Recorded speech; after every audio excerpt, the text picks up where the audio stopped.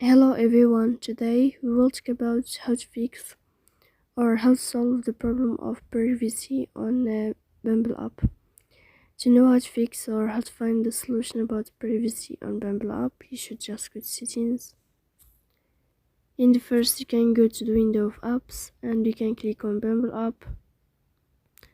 Then you can click on first stop and you can click OK. After that, you'll enter to the window of storage. Here you can click clear cache.